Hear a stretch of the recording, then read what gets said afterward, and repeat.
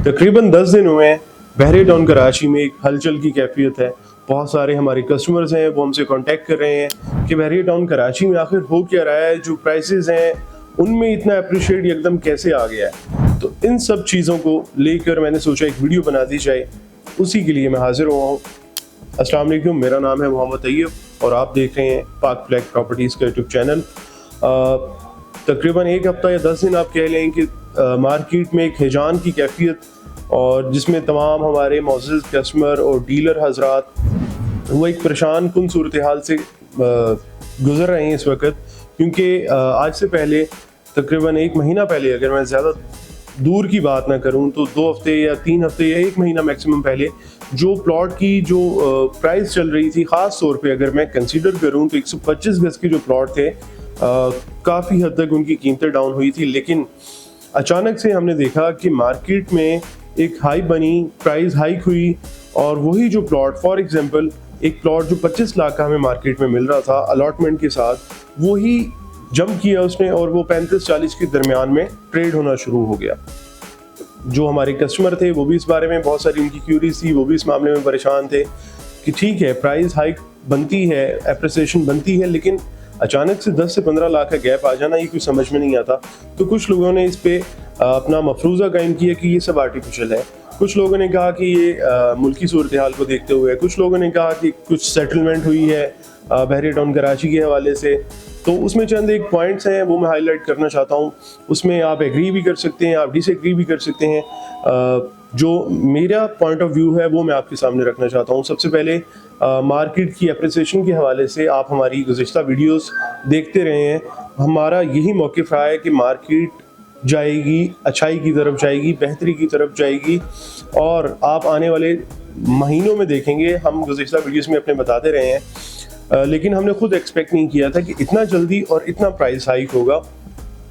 जो हमारे last videos में हम बताते थे उनके पीछे चंद एक महरिकात थे, वो क्या थे, एस्पेक्ट्स हमारे क्या थे उसके पीछे, कि सबसे पहले आपका इंटरेस्ट रेट था वो कम हुआ, 22% पे चला गया था। उसके बाद ग्रेजुअली 2%, 2.5% करके चीज़ें जो इंटरेस्ट रेट की थी वो नीचे आना शुरू हुई। और अगर मैं गुज़िश्ता शब की बात करूं तो जो हमारे न्यूज़ चैनल है उन्होंने खबर ब्रेक की कि 2.5% मज़ीद कम किया है गवर्नमेंट ऑफ पाकिस्तान ने 1.5 माह के लिए। तो ये भी एक फैक्टर था। उसके बाद बहरिया की NOC, बहुत सारे जैसे हमारे कस्टमर थे या बहुत सारे एंटी बहरिया ग्रुप्स थे, वो इस चीज़ को बहुत हाईलाइट करते थे कि बहरिया की NOC नहीं है, SBC ने कैंसिल कर दी है। तो गुज़िश्ता दिनों में हमने देखा कि NOC भी बहाल हो गई थी। तो बहुत सारे कंबाइंड फैक्टर्स हैं, वो जब जमा हुए तो मार्केट में एक हलचल पैदा हुई और जो ट्रेडिंग थी वो दोबारा से शुरू हुई। हाँ, इसमें एक पॉइंट मैं लाजमी तौर पे ऐड करना चाहूँगा कि कुछ अनासिर या कुछ हजरात ऐसे थे कि उन्होंने इस मार्केट से अभी भी फ़ायदा उठाने की कोशिश की, ट्रेडिंग करना शुरू की, जिसे आप कह सकते हैं कि आर्टिफिशियल है। वो भी एक फैक्टर है कि लोग आ रहे हैं यहाँ पे इन्वेस्ट कर रहे हैं, या जिसे हम एक आम ज़ुबान में कहते हैं कि वो आर्टिफिशियली टोकन पे चीज़ें उठा रहे हैं, बाद में चाहे ट्रांसफ़र ले न ले। इस तरह की बहुत सारी कैफियत मार्केट में चल रही हैं। लेकिन मेरा बात करने का मकसद ये है कि इस तमाम सूरत हाल में हमारे मौजूद जो कस्टमर्स हैं उनको क्या करना चाहिए। तो वो 1 से 2 गुजारिशात मैं उनके सामने रखना चाहूँगा। सबसे पहले तो जो बायर हजरात हैं जो बाय करना चाहते हैं, सबसे पहले उनके लिए एक बड़ी अहम बात कि वो भेड़ चाल में ना आए, मार्केट को थोड़ा सा देखें, मार्केट को थोड़ा सा समझें, स्टडी करें। और जैसा हम आपसे पहले मुखातिब रहते हैं, हम आपको बताते रहते हैं, चीज़ों के बारे में बताते रहते हैं कि अच्छे किसी डीलर से, अच्छे किसी रियल्टर से आप रब्ता करें जो आपको मार्केट की फैक्चुअल कंडीशन जो है, एक्चुअल कंडीशन है, फैक्चुअल कंडीशन है, वो आपको बता सके, उसी के मुताबिक आप डिसीजन लें। ये आप बिल्कुल हरगिज़ इस टॉपिक पे ना जाएं कि एक अगर 125 स्क्वायर यार्ड की मार्केट में हाई बनी है तो आप भी अपना पैसा 125 स्क्वायर यार्ड में डालें, और 10-15 दिन के बाद लेट से अगर ये सब हाइप है तो आप फिर बहरिया को या हमें गालियाँ दे रहे हो। तो बहुत एहतियात से काम लें, थोड़ा सा सब्र तहम्मुल के साथ चलें, मार्केट को देखें, मार्केट को समझें, मार्केट के ट्रेंड को समझें, उसके बाद आप डिसीजन लें।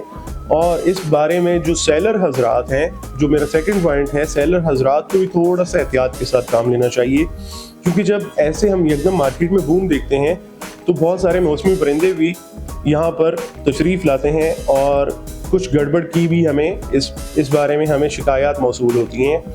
तो इसलिए जो सेलर्स हैं उनको भी बहुत एहतियात से काम लेना चाहिए, जो बायर्स हैं उनको भी बहुत ज़्यादा हद तक एहतियात से काम लेना चाहिए। और मेरी जो आखिरी बात वो ये कि जो ट्रेडिंग करना चाहते हैं, जो इन्वेस्टर्स हैं, जो अपनी प्रॉपर्टी बाय करना चाहते हैं, वो फिल वक्त में थोड़ा सा एहतियात से काम लें। मार्केट का जो ऊँट है उसको किसी करवट में बैठने दें। ठीक है, अगर ये प्राइस हाइकअप हुई है बहुत अच्छी बात है, जो लोग बहुत अरसे से यहाँ पे उनका पैसा स्टक था या माइनस में जा रहा था उनके लिए एक बड़ी खुशाइन बात है। लेकिन अगर ये हाइकअप हुई है प्राइस तो फिर भी आपको प्रॉफिट होगा, इससे मजीद ऊपर जाने के चांसेस हैं तब भी आप प्रॉफिट में हैं। तो थोड़ा सा मार्केट को देखें, मार्केट के ट्रेंड को समझें, उसके बाद कोई फैसला लें। फिल वक्त में जल्दबाजी में कि आप एकदम 5 या 7 लाख प्रॉफिट आपको नज़र आया तो आप उस चीज़ को सेल कर दें, तो इस बारे में ख़ास तौर पे आपको बहुत ज़्यादा एहतियात की ज़रूरत है। और ये जो नेक्स्ट 2 वीक्स हैं ये बहुत इंपॉर्टेंट है। इसमें आपको मार्केट की सारी कंडीशन का आइडिया हो जाएगा कि मार्केट का जो ऊँट है वो किस करवट बैठेगा, ये चीज़ें नॉर्मल थी, एबनॉर्मल थी, किस तरफ जाएंगी, वो सारा इंशाल्लाह आपको आने वाले 2 हफ्तों में पता चल जाएगा। तो मेरी रिकमेंडेशन यही है कि आपको थोड़ा सा सब्र तहम्मुल के साथ 2 हफ्ते या 1 हफ्ता मैक्सिमम गुजारें, उसके बाद आप कोई डिसीजन लें। हमारी टीम के नंबर्स नीचे दिए गए हैं। अनबायस्ड ओपिनियन के लिए आप हमारी टीम से हमसे कांटेक्ट कर सकते हैं। देखते रहिए हमारे यूट्यूब चैनल। अल्लाह हाफिज़।